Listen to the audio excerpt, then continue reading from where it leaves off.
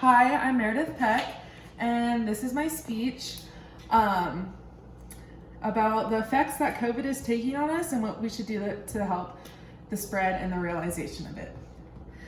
So there's no argument that COVID-19 has negatively impacted us, not only in the United States, but the whole world, and it continues to.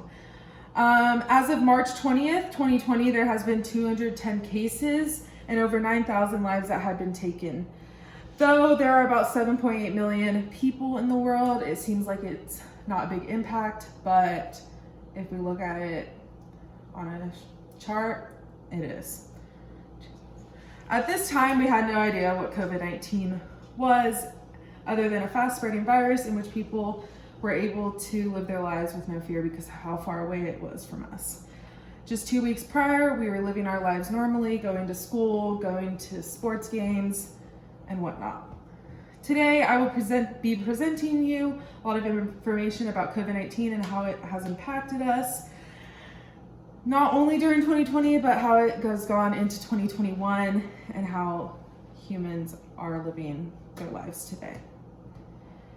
Now, most of us already know COVID-19 came from bats. Another term for it is SARS-CoV-2.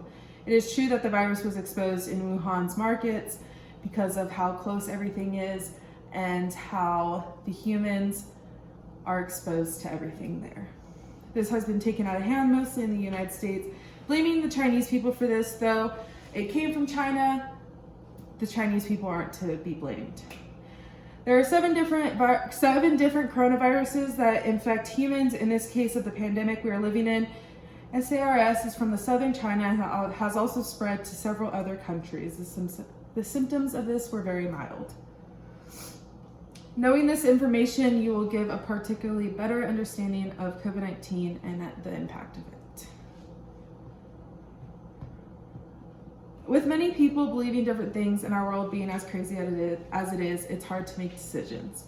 Whether a governor simply puts a mask mandate back, or even going back online for school, or taking the mask mandate away, no one is ever going to agree. This is one of the major reasons why we have so many setbacks, because people don't comply. Some things we are able to do to prevent the spread is wearing a mask, social distance, don't gather in large groups, and get the vaccine. I think it's hard for people to face the fact that they don't want someone to listen to someone else's directions, even if it means helping us as a whole. With more than 4 million cases now in 2021 and about 661,000 deaths, we can observe that this is a serious thing that we need to work with. Some long-term effects are breathing problems, concentration difficulty, heart defects, and other mild conditions. Many do recover from COVID-19, but there are many that don't. Now, this is where we need to stop and think of one another. We need to do what's beneficial to all, which is in this case, getting the vaccine as COVID continues to spread. Whether you agree or disagree with how our people that are in office are dealing with it, we need to see how people are actually being affected.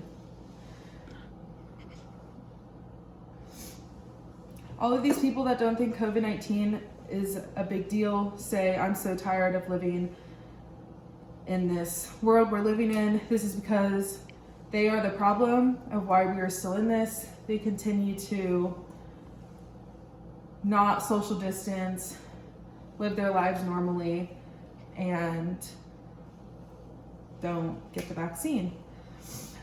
Now that I've given you more information about coronavirus, how we can prevent the spread, and how people are still reacting to this almost 2 years later, we are still far from done. Although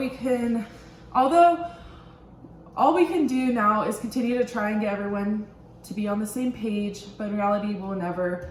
But we continue to do our parts by getting vaccinated, social distancing, and making sure to slow the spread.